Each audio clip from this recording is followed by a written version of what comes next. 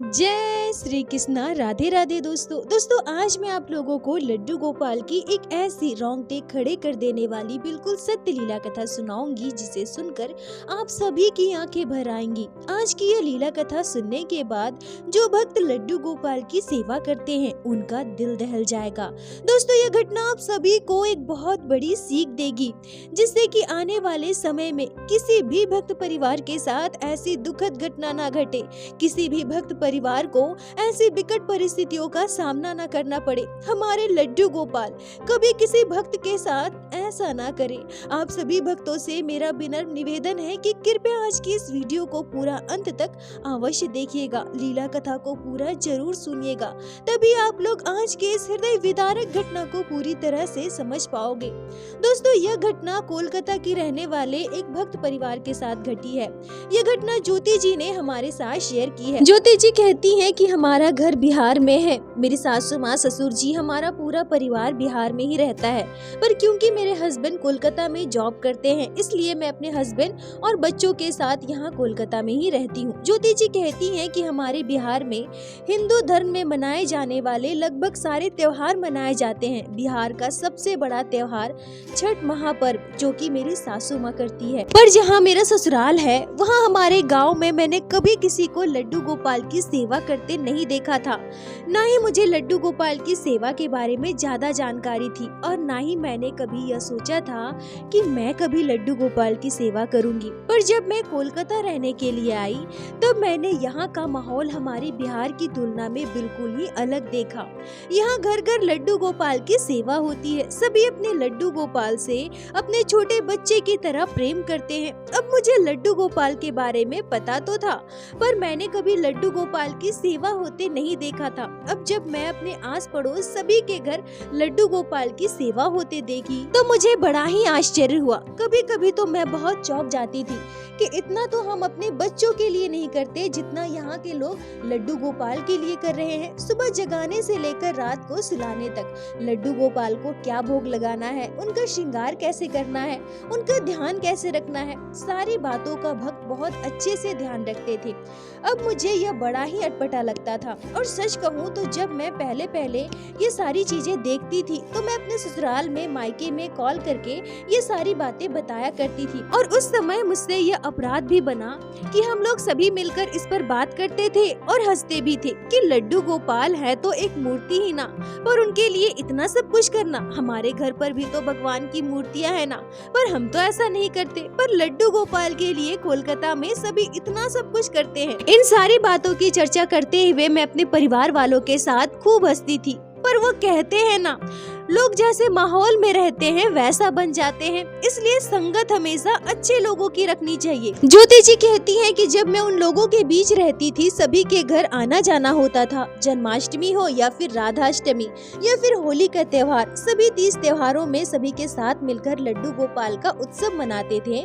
तो यह सारी चीजें जब मैं लगातार देखती रही तो मेरे मन में भी यह भाव आने लगा कि मुझे भी लड्डू गोपाल को अपने घर लाना है और उनकी सेवा करनी है। और फिर मैं लड्डू गोपाल के विग्रह को अपने घर लेकर आई। अब जब लड्डू गोपाल हमारे घर आ गए, मुझे लड्डू गोपाल की सेवा मिल गई तो मुझे बहुत खुशी हुई और मैं अपने आस पड़ोस सभी को बता भी दी कि अब हमारे घर भी लड्डू गोपाल की सेवा होती है। हमारे पड़ोस की कई महिलाएं हमारे घर लड्डू गोपाल के दर्शन के लिए आई थी और सभी मेरे लल्ला की खूब तारीफ कर रही थी। मुझे भी बहुत खुशी हो रही थी कि मेरे लल्ला बहुत सुंदर लग रहे हैं। कहीं न कहीं यह भी सच कहा जाता है कि कभी हमें जल्दबाजी में कोई काम नहीं करना चाहिए, कभी हमें किसी की देखा देखी नहीं करनी चाहिए और खासकर लड्डू गोपाल की सेवा। कभी भी दूसरों को देखकर लड्डू गोपाल को अपने घर नहीं लाना चाहिए और मेरे साथ भी शायद ऐसा ही हुआ था। इस बात को अभी मैं भली भांति समझ पाती हूँ। पहले जब लड्डू गोपाल की सेवा मैं कर रही थी तो मुझे बहुत अच्छा लग रहा था, पर क्योंकि मेरे 2 छोटे छोटे बच्चे थे, एक 1.5 साल का और दूसरा 5 साल का, तो जब लड्डू गोपाल हमारे घर आए थे तब गर्मी की छुट्टियां चल रही थी मेरा बड़ा बेटा घर पर ही रहता था, पर कुछ दिनों में गर्मी की छुट्टियां खत्म हो गई और उसका स्कूल फिर से शुरू हो गया। सुबह उठकर घर के इतने सारे काम करना, अपने बेटे को जगाना, स्कूल के लिए तैयार करना, उसके लिए नाश्ता बनाना, अपने हस्बैंड के लिए नाश्ता बनाना, अपने छोटे बेटे को संभालना, इतना सब कुछ करने के बाद लड्डू गोपाल की सेवा करना मुझे बहुत मुश्किल लगता था। पर फिर भी जब मैं लड्डू गोपाल को घर लेकर आई हूँ तो उनकी सेवा तो मुझे करनी ही है। दोस्तों, खुशी खुशी लड्डू गोपाल की सेवा करना और बोझ समझकर लड्डू गोपाल की सेवा करना, इन दोनों में बहुत अंतर होता है। ज्योति जी कहती हैं कि पहले जहाँ मुझे लड्डू गोपाल की सेवा में आनंद मिलता था, अब वही मुझे बोझ लगने लगा। पर क्योंकि अब जब मैं लड्डू गोपाल को घर लेकर आ चुकी थी तो मैं उनकी अवहेलना भी नहीं कर सकती। यह सोचकर मैं लड्डू गोपाल की सेवा जारी रखी। अब हुआ यूं कि लड्डू गोपाल को भोग लगाने के लिए मैं प्रत्येक दिन ½ लीटर गाय का दूध लिया करती थी और घर पर चाय बनाने के लिए और अपने छोटे बेटे को पिलाने के लिए ½ लीटर पैकेट वाला दूध। पर जो ग्वाला हमारे घर दूध लेकर आता था, अचानक से उनकी तबीयत खराब हो गई। अब तबीयत खराब होने की वजह से उन्होंने कह दिया कि अभी कुछ दिनों तक घर पर दूध पहुंचाने नहीं जा पाऊंगा, इसलिए उनके घर जाकर हमें दूध लाना होगा। अब क्योंकि सुबह सुबह मुझे इतना सारा काम होता था तो मैं तो नहीं जा पाऊंगी दूध लेने के लिए, और मेरे हस्बैंड एक फैक्ट्री में मैनेजर का काम करते हैं तो उनका काम भी सुबह 8 बजे से शुरू हो जाता है। इतनी सुबह सुबह 8 बजे से पहले जाकर उस ग्वाले के यहाँ से दूध लेकर आना संभव नहीं था। अब मैं परेशान हो गई क्योंकि मैंने सबसे सुना था कि लड्डू गोपाल को दूध का भोग लगाना अत्यंत आवश्यक है। अब भले ही मैं बेमन से ही सही पर लड्डू गोपाल की सेवा तो कर रही थी। मेरे मन में वो भाव भले ही नहीं था, पर मैं यह भी नहीं चाहती थी कि मेरे हाथों कोई पाप हो, कोई अनिष्ट हो, जिससे कि मेरे परिवार के साथ कुछ भी बुरा हो। दोस्तों, लड्डू गोपाल की सेवा भाव का विषय है। जहाँ भक्त के मन में ठाकुर जी के प्रति भाव नहीं है, वो बस इसे एक जिम्मेदारी की तरह निभा रहे हैं और साथ ही साथ उन्हें इस बात का डर भी है कि लड्डू गोपाल की सेवा अगर वो ना करे तो इसके वजह से उनके परिवार के साथ कुछ अनिष्ट ना हो जाए, कुछ बुरा ना हो जाए। तो जरा सोचिए, क्या यह सेवा स्वीकार होगी? इस पर आपके क्या विचार है? आप कमेंट में जरूर बताएं। अब लीला कथा में मैं वापस आती हूँ। ज्योति जी कहती हैं कि अब मैं बहुत सोचने लगी कि क्या करूँ तो मैं करूँ क्या? लड्डू गोपाल को दूध का भोग लगाना तो बहुत जरूरी है। तभी अचानक से मेरे मन में एक आइडिया आता है, एक बात आती है। मैं अपने हस्बैंड से कहती हूँ कि हम ½ लीटर पैकेट वाला दूध तो घर के लिए लेते ही है ना, अभी कुछ दिनों तक जब तक हमें गाय का दूध नहीं मिलता है तब तक उसे 1 लीटर कर दीजिए। अब मेरे हस्बैंड कहते हैं कि बेवजह पैसे खर्च क्यों करना है, जो है उसी का भोग लगाओ। अगर 1 लीटर दूध लेंगे तो वो वेस्ट हो जाएगा, दूध का भोग लगाने की कोई जरूरत नहीं है। जब ग्वाला ठीक हो जाएगा और दूध देने आएगा तब लड्डू गोपाल को दूध का भोग लगा देना। दोस्तों, मैं ज्योति जी से पूछती हूँ कि ½ लीटर दूध तो आप गाय का लेती ही थी और अब अगर आप पैकेट वाला ½ लीटर दूध एक्स्ट्रा बढ़ा देंगी तो वो बर्बाद कैसे हो जाएगा? और दोस्तों, मेरी तरह आप सभी के मन में भी यह बात जरूर आई होगी। ये सवाल ज्योति जी से मैंने पूछा, पर मेरे पूछने पर ज्योति जी कहती हैं कि दीदी, हम बिहार से हैं, हमेशा घर का गाय का ही दूध पिया है हमने, पैकेट वाला दूध हमें बिल्कुल भी पसंद नहीं है।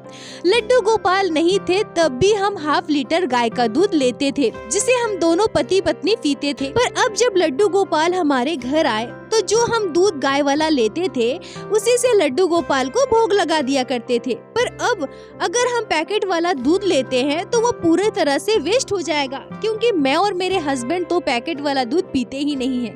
यह सोचकर हमने पैकेट वाला दूध नहीं लिया और लड्डू गोपाल को दूध का भोग लगाना बंद कर दिया। दोस्तों, विडम्बना देखिए, भक्त अपने लड्डू गोपाल को उन्हीं चीजों का भोग लगा रहा है जो वो खुद खाता है, खुद पीता है। मतलब हम इस ब्रह्मांड, इस त्रिलोक के स्वामी को उन्हीं चीजों का भोग लगाएंगे जो हम खाते हैं। मतलब हमारे अनुसार हमारे ठाकुर जी को भी भोग लगाना पड़ेगा।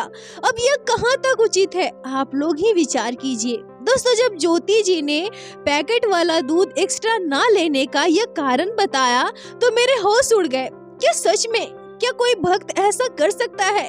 ज्योति जी कहती हैं कि अगले 5 दिनों तक हमने लड्डू गोपाल को दूध का भोग नहीं लगाया, पर मेरे बेटे ने स्कूल में अपने किसी दोस्त के टिफिन से मीठा पास्ता खाया। पास्ते में जो दूध, क्रीम, बटर डालकर बनाते हैं मीठा वाला पास्ता, वो खाकर घर आया और मुझसे जिद करने लगा कि मुझे अब प्रत्येक दिन मीठा पास्ता टिफिन में लेकर जाना है। मुझे वो पास्ता बहुत अच्छा लगा, मुझे टिफिन में वही पास्ता चाहिए। अब मेरे बेटे ने जैसे जिद ले लिया था कि प्रत्येक दिन उसे दूध वाला पास्ता ही चाहिए, और क्योंकि हम ½ लीटर ही दूध लेते थे जो अपने छोटे बेटे को पिलाते थे, चाय भी बनाते थे, अब ½ लीटर दूध में मैं अपने छोटे बेटे को पिलाऊं या अपने बड़े बेटे के लिए पास्ता बनाऊं, यह नहीं हो पा रहा था। तभी मैंने अपने हस्बैंड से कहा कि रोहन डेली दूध वाला पास्ता बनाने की जिद करता है, उसे दूध वाला पास्ता ही टिफिन में लेकर जाना है। अब मैं ½ लीटर दूध में बाबू को पिलाऊंगी, चाय बनाऊंगी या फिर उसके लिए पास्ता बनाऊंगी। आप एक काम कीजिए, ½ लीटर दूध बढ़ा दीजिए। फिर मेरे हस्बैंड ने ½ लीटर दूध बढ़ा दिया और अगले दिन वो 1 लीटर दूध लेकर आए। अब मैंने सोचा कि जब दूध एक्स्ट्रा आ ही गया है तो मैं लड्डू गोपाल को भी भोग लगा देती हूँ और फिर रोहन का पास्ता भी बना दूंगी। यह सोचकर दूध गरम कर लड्डू गोपाल के भोग के लिए मैं लेकर जा रही थी, तभी अचानक से मेरे हाथ से वो दूध की कटोरी छूट गई और सारा दूध जमीन पर गिर गया। यहाँ एक आश्चर्यजनक घटना देखिए कि दूसरी कटोरी में मैंने दूध निकाला और फिर से लड्डू गोपाल को भोग लगाने के लिए लेकर गई, पर जैसे ही मैंने लड्डू गोपाल के आगे दूध की कटोरी रखी, मैं सोचती हूँ कि अरे मैं चम्मच लाना तो भूल ही गई, और जब मैं चम्मच लेने के लिए दूसरी ओर घूमती हूँ तभी मेरे साड़ी के आंचल से दूध की कटोरी लगती है और पता नहीं कैसे वो सारा दूध अब लड्डू गोपाल के आगे ही गिर जाता है। मैं एकदम से दंग रह गई, ये क्या? 2 बार लड्डू गोपाल के लिए मैंने दूध निकाला और उन्हें भोग लगाना चाहा, पर दोनों बार दूध जमीन पर गिर गया। अब क्योंकि मुझे अपने बेटे के लिए पास्ता बनाने में भी देर हो रहा था, उसे स्कूल भी जाना था, तो मैं उसके बाद लड्डू गोपाल को दूध का भोग लगाई ही नहीं और जल्दबाजी में किचन में चली गई और अपने बेटे के लिए पास्ता बनाया।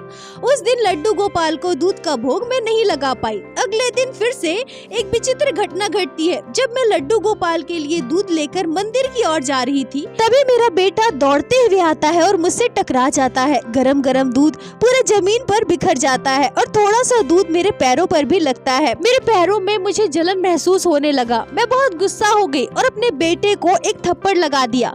क्योंकि मेरे पैरों में जलन हो रहा था तो मुझे बहुत गुस्सा भी आ रहा था। गुस्से में मैंने अपने बेटे से कह दिया कि घर पर रोटी सब्जी बनी है ना, आज तुम टिफिन में वही लेकर जाओगे, आज मैं तुम्हारे लिए पास्ता बिल्कुल नहीं बनाऊंगी। यह कहकर मैं गुस्से में किचन में जाती हूँ और दूध का बर्तन जो मैंने गर्म करके अभी रखा था उसे उठाकर फ्रिज के अंदर डाल देती हूँ। मतलब वो दिन भी मैं लड्डू गोपाल को दूध का भोग नहीं लगा पाई। और मैं अभागन ये बिल्कुल भी समझ ना पाई कि इन सब के पीछे का कारण क्या है। बार बार लड्डू गोपाल को जब भी दूध का भोग लगाने जाती हूँ तो क्यों ऐसी घटना घट जाती है, क्यों मेरे हाथ से दूध की कटोरी गिर जाती है, जबकि मैं तो पहले प्रत्येक दिन लड्डू गोपाल को दूध का भोग लगाया करती थी। पर ऐसा तो कभी नहीं हुआ जो पिछले 2 दिनों से मेरे साथ हो रहा है। ऐसी घटना क्यों घट रही है? पर तीसरे दिन जो घटना घटी उसे सुनकर आप सभी बिल्कुल चौंक जाएंगे। पहले दिन तो मेरे हाथ से दूध की कटोरी छूटकर गिर गई, दूसरे दिन तो मेरा बेटा मुझसे टकरा गया और इसी वजह से दूध गिर गया। ये दोनों दिन संयोग हो सकता है, ऐसी घटनाएं अक्सर घट जाती है। पर तीसरे दिन जो घटना घटी उसे सुनकर आप लोग दंग रह जाओगे। मैंने दोनों पैकेट दूध बर्तन में निकाल रखा था और थाली ढक कर रखी थी। अब मैं दूध गर्म करने के लिए जा रही थी। ऐसे ही मैं उस दूध का बर्तन का ढक्कन हटाती हूँ, वो थाली हटाती हूँ, तुरंत पता नहीं कहां से एक छिपकली आकर गिर जाती है। मतलब ये भला कैसे संभव हो सकता है? मैंने जैसे ही थाली हटाया तुरंत एक छिपकली दूध में गिर गई। वो छिपकली भला आई तो आई कहां से? वो छिपकली जाकर दूध में गिर गई। एकदम से मैं डर गई थी और डर कर मैंने दूध का बर्तन हाथ से छोड़ दिया। पूरा का पूरा दूध जमीन पर बिखर गया और वो छिपकली उठकर तुरंत भाग गई और मैं दोबारा उस छिपकली को देख भी नहीं पाई। मैं बिल्कुल परेशान हो गई। सुबह सुबह एक तो घर के इतने सारे काम और इसी बीच अगर ऐसी घटना घट जाए तो मन बहुत चिड़चिड़ा हो जाता है। मैं बहुत गुस्सा हो गई। 3 दिनों से लगातार दूध गिर रहा था और मैं अपने बेटे के लिए पास्ता भी नहीं बना पाई। ज्योति जी कहती हैं कि 3 दिनों तक लगातार ये घटना मेरे साथ घटी। किसी न किसी कारण से दूध गिर जाता था और मैं लड्डू गोपाल को भोग नहीं लगा पाती थी, पर मुझे जरा भी अंदाजा नहीं था, जरा भी एहसास नहीं था कि ये सब लड्डू गोपाल के संकेत है। शायद लड्डू गोपाल मुझे कोई ना कोई संकेत दे रहे हैं। मेरे बाल गोपाल मुझसे कुछ कहना चाहते हैं। वो नहीं चाहते कि मैं उन्हें दूध का भोग लगाऊं, पर ऐसा भला क्यों? मैं तो हमेशा से लड्डू गोपाल को दूध का भोग लगाती आ रही हूँ, पर अब जब मैं लड्डू गोपाल को दूध का भोग लगाना चाह रही हूँ तो वो उसे स्वीकार क्यों नहीं कर रहे हैं? इसके पीछे का कारण क्या है? चौथे दिन की रात, उस रात मेरे साथ जो घटना घटती है उसे सुनकर आप सभी के रोंगटे खड़े हो जाएंगे, क्योंकि उस घटना को आज भी जब मैं याद करती हूँ तो मेरा शरीर सिहर उठता है, पूरे शरीर का रोम रोम कांप जाता है। ज्योति जी कहती हैं कि मैं गहरी नींद में सो रही थी। ब्रह्म मुहूर्त सुबह के 4 बज रहे थे। तभी मैं सपने में देखती हूँ एक छोटा सा बालक जो ठुमक ठुमक कर हमारे घर के मंदिर से बाहर आ रहा है और बाहर से दोबारा घर के मंदिर में जा रहा है। और मैं सपने में ये स्पष्ट देख पाती हूँ कि मैं वही हॉल में बैठी हुई हूँ और मैं उस छोटे से बच्चे को मंदिर में जाते और मंदिर से बाहर आते हुए स्पष्ट रूप से देख रही हूँ। मैं सपने में यह भी देख पा रही थी कि वो बच्चा बार बार हमारे घर के मेन गेट के पास, दरवाजे के पास जाकर खड़ा हो रहा है और थोड़ी देर वहाँ रुकने के बाद वापस घर के मंदिर के अंदर चला जाता है। और मैं उस छोटे से बच्चे को लगातार देख रही थी, मानो वो हमारे घर के दरवाजे के पास जाकर खड़े होकर कुछ सोचता है, फिर दोबारा मंदिर के अंदर चला जाता है। फिर वो थोड़ी देर के बाद बाहर आकर मेन गेट के पास जाकर खड़ा हो जाता है और कुछ सोच समझकर वापस मंदिर के अंदर चला जाता है। यह प्रक्रिया कई बार लगातार मैं उस छोटे से बच्चे को करते हुए देख रही थी, पर मुझे यह बिल्कुल भी पता नहीं था कि वो बच्चा कौन है और हमारे घर पर वो क्या कर रहा है। इतना भी मैं सोच न पाई कि मैं उससे पूछूं कि तुम कौन हो। बस तभी तुरंत उस बच्चे से मैं पूछ लेती हूँ कि तुम तब से क्या कर रहे हो? बार बार दरवाजे के पास जा रहे हो और मंदिर के पास जा रहे हो। और तभी तुरंत वो बच्चा अचानक से मेरी ओर पलट कर मुझे देखता है और जैसे ही वो बच्चा मेरी ओर पलटता है, जैसे ही मेरी नजर उस बच्चे पर पड़ती है, मेरा शरीर जैसे बर्फ हो गया, मेरी आंखें चौंधी आ गई, मेरा खून पानी हो गया। ज्योति जी कहती है कि उस क्षण, उस पल मैंने कुछ ही सेकंड में पूरे ब्रह्मांड के दर्शन कर लिए थे। वो स्वरूप तो छोटे बच्चे का था, पर मेरे शरीर में एक अलग ही दिव्य ऊर्जा थी। मेरा शरीर जैसे पानी हो गया था, मेरे शरीर में जान नहीं था, मेरी आंखें खुली नहीं रही थी, मेरी आंखें चौंधी आकर जैसे बंद हुई तो मैं दोबारा अपनी आंखें खोल ही नहीं पा रही थी। मैं अपनी आंखों से कुछ देख ही नहीं पा रही थी। आंखों के आगे एकदम से अंधेरा छा गया था। ये क्या देख लिया मैंने? उस बच्चे के स्वरूप को देखने के बाद कुछ और मैं देख ही नहीं पा रही थी। मैंने तुरंत अपने सपने में ही आंखें बंद कर ली और मैं स्पष्ट रूप से यह देखती हूँ कि वो बच्चा बहुत दुखी है, बहुत परेशान है। बच्चे को देखकर एक ही क्षण में मैं पूरी बात समझ गई। स्पष्ट रूप से मैं समझ गई कि वो बच्चा एकदम से दुखी है, परेशान है। तभी अगले ही पल मेरी आंख खुलती है और मैं देख पाती हूँ कि वो बच्चा हमारे घर से जा चुका है। दरवाजा खुला है और वो बच्चा हमारे घर पर है ही नहीं। ज्योति जी कहती है कि तभी उसी क्षण मेरी आंखें दोबारा बंद हो जाती है। मेरा दिमाग जैसे एकदम से काम करना बंद कर देता है। आंखों के आगे अंधेरा छा गया। मैं कुछ और न देख पा रही थी, ना ही मेरे मुंह से आवाज निकल रही थी। मेरा सर फटा जा रहा था। तभी कुछ ही क्षण में पूरी घटना को पता नहीं कैसे, पर मैं स्पष्ट रूप से समझ पाती हूँ। पूरी घटना को मैं एकदम से जान गई। एक ही क्षण में, एक ही पल में, मुझसे बिना कुछ कहे, बिना कुछ बताए भगवान श्री कृष्ण के बाल स्वरूप ने मुझे सब कुछ महसूस करवा दिया, सब आभास करवा दिया, समझा दिया। एकदम से एकाएक मैं अपने सपने से जाग जाती हूँ। मेरी आँख खुल जाती है। अब भी मेरी आंखों के आगे अंधेरा था। मेरी आंखें चौंधिया रही थी। मेरे दोनों आंखों से आंसू आ रहे थे। मेरा सर फटा जा रहा था। मेरा हाथ पाँव बिल्कुल ठंडे हो चुके थे। और तभी आंख खुलते ही मेरा मुंह से पहला शब्द यही निकलता है कि मेरे लड्डू गोपाल घर छोड़कर चले गए, मेरे कान्हा जा चुके हैं। ज्योति जी कहती हैं कि मुझ में इतनी ताकत नहीं थी कि मैं उठकर हमारे घर के मंदिर में जाऊं। मेरे हाथ पाँव बिल्कुल लड़खड़ा रहा था। मैंने तुरंत अपने हस्बैंड को जगाया। मेरे हस्बैंड उठते हैं तो मेरी ऐसी अवस्था देखकर वो एकदम से डर जाते हैं। मुझसे पूछते हैं कि तुम्हें हुआ क्या है। मैं बस अपने हस्बैंड का हाथ पकड़ती हूँ और उनके साथ हमारे घर के मंदिर में जाती हूँ, जहाँ मेरे लड्डू गोपाल अपने बिस्तर पर शयन कर रहे थे। ज्योति जी रोते हुए कहती हैं कि मेरे लड्डू गोपाल अपने बिस्तर पर शयन तो कर रहे हैं, उनका विग्रह तो हमारे घर पर था, पर मेरा हृदय ये समझ चुका था कि अब मेरे लड्डू गोपाल हमारे घर में है ही नहीं। मेरे लड्डू गोपाल तो वृंदावन वापस जा चुके हैं। मेरे लड्डू गोपाल हमारे घर को छोड़कर जा चुके हैं। और तभी मैं रोते हुए अपने हस्बैंड को पूरी बात बताती हूँ। मैंने अपने हस्बैंड को यह भी बताया कि लड्डू गोपाल को भोग लगाने के लिए हम एक्स्ट्रा दूध नहीं लाए। तब हमें वो दूध की बर्बादी लग रहा था, पर जब हमारे बेटे को दूध वाला पास्ता खाना था तब हम तुरंत ½ लीटर एक्स्ट्रा दूध लेकर आए। कई दिनों तक लड्डू गोपाल का दूध बंद रहा। हमने लड्डू गोपाल को दूध का भोग नहीं लगाया, पर तब लड्डू गोपाल ने हमारे साथ कोई लीला नहीं की। मतलब कि मेरे कान्हा को किसी वस्तु की आवश्यकता नहीं है। मेरे लड्डू गोपाल तो बस भाव से ही प्रसन्न होते हैं। पर जब हमने अपने बेटे को पास्ता खिलाने के लिए एक्स्ट्रा दूध मंगवाया और फिर हमने लड्डू गोपाल को भोग लगाना चाहा, तब मेरे कान्हा ने उसे स्वीकार नहीं किया और रुष्ट होकर मेरे कान्हा हमारे घर को छोड़कर चले गए। दोस्तों, ज्योति जी कहती है कि कुछ ही क्षणों के अनुभव ने मुझे अंदर तक झकझोर दिया था। इस घटना ने मेरे अंतरात्मा को बदल दिया था और मैं फूट फूट कर रोने लगी। लड्डू गोपाल के लिए मेरा प्रेम हृदय से उत्पन्न हो गया, पर मेरे कान्हा तो अब हमारे घर पर थे ही नहीं।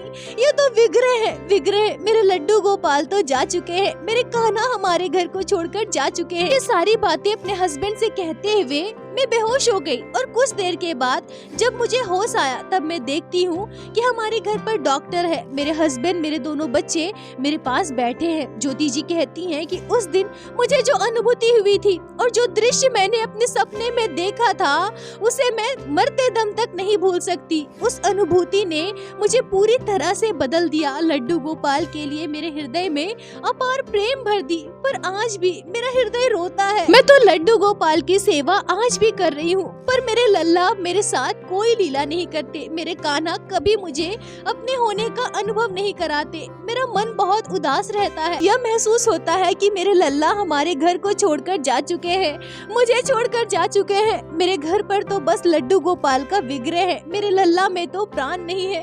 मेरे कान्हा हमें छोड़कर जा चुके हैं। मेरी भूल की वजह से मेरे लड्डू गोपाल हमेशा के लिए मुझसे दूर हो गए।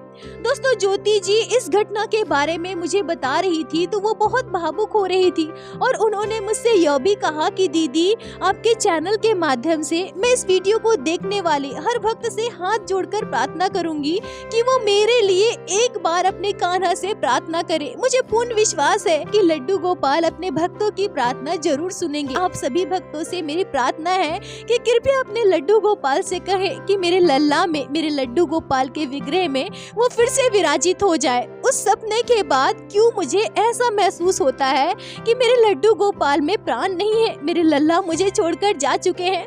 हाँ, मुझे पता है कि मुझसे अपराध हुआ है, बहुत बड़ा पाप हुआ है, जिसका प्रायश्चित मैं जीवन काल में नहीं कर सकती, पर मेरे लल्ला को मेरे पास वापस कर दो। आप सभी भक्तों से मेरी प्रार्थना है कि कृपया मेरे लिए प्रार्थना करें। अब दोस्तों, इस घटना पर मैं क्या कहूँ, मैं बिल्कुल निःशब्द हूँ। ज्योति जी के मन की व्यथा को समझकर, उनके आंसुओं को देखकर मेरी आंखें भी नम हो गई और इस पूरी घटना ने मेरे अंतरात्मा को स्पर्श कर लिया। सबसे पहले ज्योति जी, आपका बहुत बहुत धन्यवाद जो आपने लड्डू गोपाल की इस रोंगटे खड़े कर देने वाली घटना को हमारे साथ शेयर की, जिसे मैं हमारे चैनल के माध्यम से बाकी सारे भक्तों तक पहुंचा सकी। अपना साथ और प्यार ऐसे ही बनाए रखें। और मैं आप सभी भक्तों से एक बात और कहूंगी कि ज्योति जी ने जो भूल की है वो कभी भी किसी भक्त के द्वारा नहीं होना चाहिए। प्रायः यह भी देखा जाता है कि कई लोग ऐसा करते हैं, मुझे यह पसंद है, मेरे परिवार वालों को यह पसंद है, तो चलो ये बनाते हैं, लड्डू गोपाल को भी भोग लगा देंगे। मेरे बच्चों को आलू का पराठा बहुत पसंद है और मेरे बच्चे सुबह टिफिन में आलू का पराठा ले जाने के लिए जिद कर रहे हैं, तो चलो कल सुबह आलू का पराठा बना देंगे, लड्डू गोपाल को भी भोग लगा देंगे और मेरे बच्चे भी टिफिन में लेकर चले जाएंगे। ऐसा प्रायः लोग करते हैं। दोस्तों क्षमा कीजिएगा, पर मैं हर भक्त के लिए ऐसा नहीं कह रही हूँ, पर जो ऐसा करते हैं अगर वो इस वीडियो को देख रहे हैं तो वो अपने मन में इस बात को स्वीकार जरूर करेंगे कि हम ऐसा करते हैं। देखिए दोस्तों, अब जरा सोच कर देखिए कि क्या हम मनुष्य की इतनी औकात है, इतनी सामर्थ्यता है कि हम लड्डू गोपाल भगवान श्री कृष्ण के लिए कुछ भी कर सके? क्या भगवान श्री कृष्ण हमारे द्वारा लगाए गए भोग के लिए बैठे रहते हैं? हमारे ठाकुर जी तो बस भाव के भूखे हैं।